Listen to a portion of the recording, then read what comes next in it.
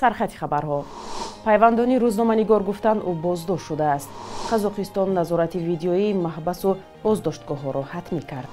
ҷавонеро барои саркашӣ аз хизмат дар артиш ҷазо доданд.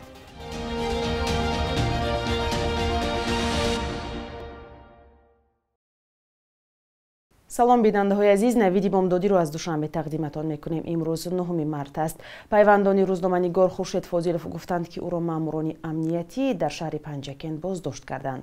Азизану Монова модари Хуршед Фозилов рӯзи 8 март ба Радиои Озодӣ гуфт, як лаҳза нишон доданд, рӯяшро дидам, вале имкони гапзанӣ надоданд. модараш гуфт, Хуршед Фозиловро рӯзи 7 март дид ва интизор дошт ки пас аз пурсиш раҳо мешавад, аммо ҳанӯз дар боздошт аст. иттиҳоми зидди ӯ маълум нест. мақомот ба табри расмӣ дар бораи боздошти ӯ ва сабабҳояш чизе нагуфтанд.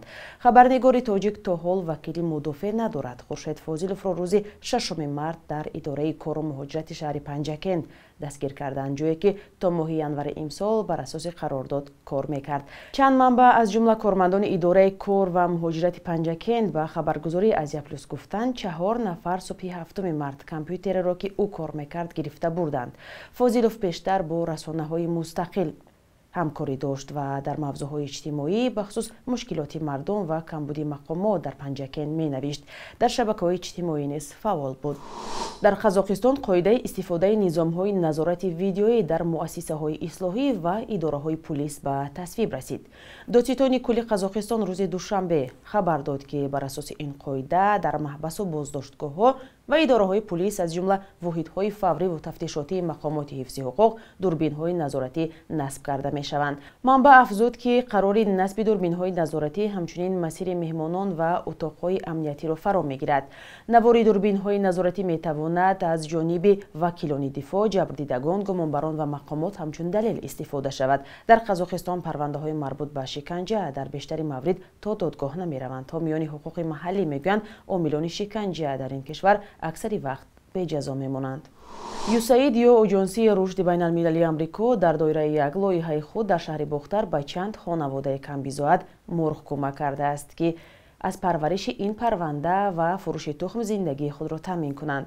ҳадаф аз ин кӯмаки USAID таъмини амнияти озуқаворӣ дар хонаводаҳо ва ба даст овардани даромад ба вижа барои мардуми деҳот будааст.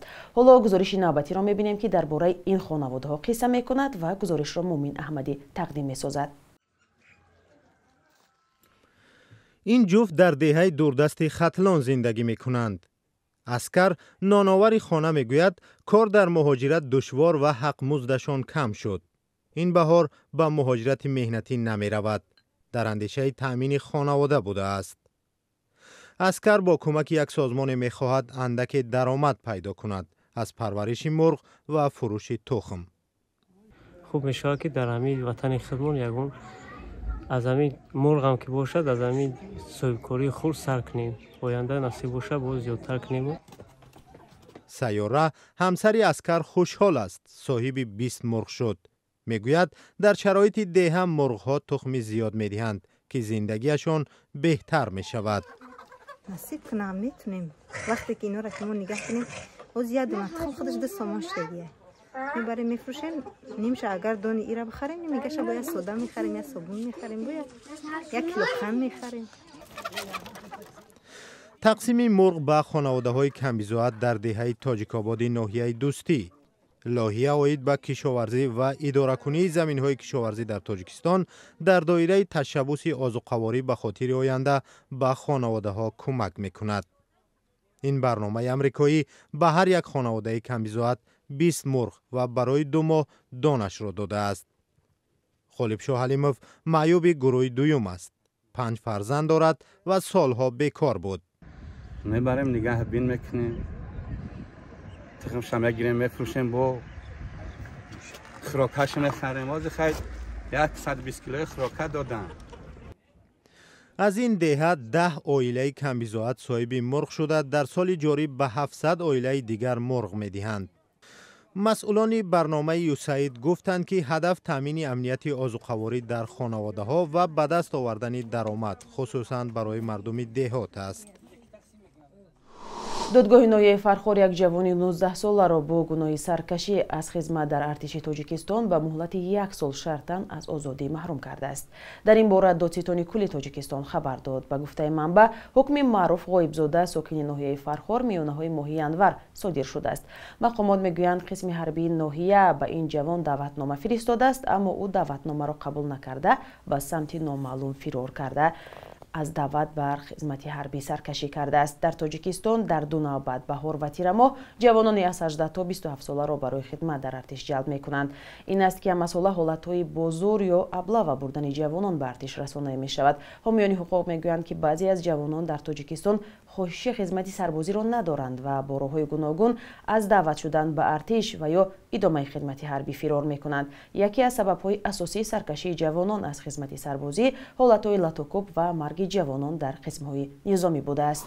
Заҳролудсозии духтарони мактабхон дар Эрон ҷинояти нобахшиданӣ аст, гуфт раҳбари олии Эрон Оятулло Али Хоманаӣ. Пештар аз ин вазири корҳои дохилии Эрон Аҳмад Воҳидӣ эътироф карда буд, ки духтарони на камтар аз 52 мактаб аз заҳролудсозӣ эҳтимолӣ зиён дидаанд. Вай гуфт, дар ҷараёни таҳқиқ намунаҳои машкук кашф шудааст. Ба навиштаи расонаҳои маҳаллӣ, дар бештар аз 60 мактаб духтарон заҳролуд шуданд. Нахустин хабар дар бораи заҳролудшавии духтарон моҳи ноябри соли 2022 расонаӣ шуда буд. Он замон 18 хонандаи мактаб дар шаҳри Қуми Эрон бистарӣ шуданд.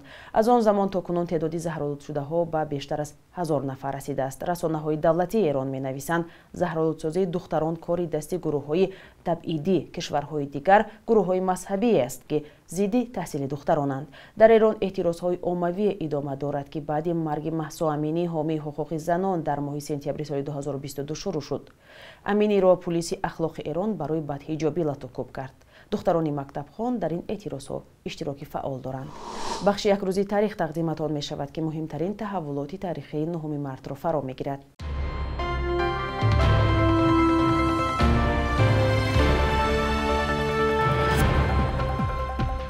бо як қарори ҳукумати Тоҷикистон 9 марти соли 1934 осорхонаи ҷумҳуриявӣ таъсис шуд, ки имрӯз бо номи осорхонаи миллӣ ба номи Камолиддини Беҳзод шинохта шудааст. Беҳзод бузургтарин рассом ва миниатюрнигори Шарқ дар асри 15-16 буд ва бо тахаллуси монии сонӣ маъруф гашт. осорхонаи миллӣ бузургтарин муассисаи фарҳангию таърихии Тоҷикистон аст, ки таърихи халқи тоҷикро аз қадим то имрӯз бозгӯ мекунад. баъди наздики 4 аср фосилагириву дилсардиҳо, яхҳо дар равобити сиёсию иҷтимоии ду ҳамсояи наздик Тоҷикистону Узбекистон об шуд ва баъди даргузашти президент Ислом Каримов, раиси ҷумҳурии Узбекистон Шавкат Мирзиёев 9 марти соли 2018 бо як ҳайати калони ҳукуматӣ ба Душанбе омад. дар ҷараёни сафар, ки таърихӣ унвон шуд, беш аз 100 санади ҳамкорӣ дар ҳама соҳаҳо имзо шуд ва рафту омади мардуми ду кишвар бидуни визаву маҳдудият барқарор гардид. нахустин бор дар таърихи варзиши тоҷик 9 марти соли 2018 дар бозиҳои 12 паралимпикӣ, чун рақобати варзишгарони имконияташон маҳдуд маъруф аст, намояндаи Тоҷикистон ҳам қувваозмоӣ кард. Тоҷикистонро дар бозиҳои Кореяи ҷанубӣ Сиёвуш Илёсофи 28 сола лижарони нобино намояндагӣ кард. ширкати омӯзгори Мактаби интернати ҷумҳуриявии бачагони нобинои шаҳри Ҳисор дар бозиҳо ҳарчанд беҷоиза анҷомид, вале роҳро барои варзишгарони дигари имконияташон маҳдуд аз Тоҷикистон ба рақобатҳои бонуфузи байналмилалӣ боз кард. бонки миллии Тоҷикистон қурби сомониро дар баробари асъори хориҷӣ барои имрӯз чунин таъин кардааст.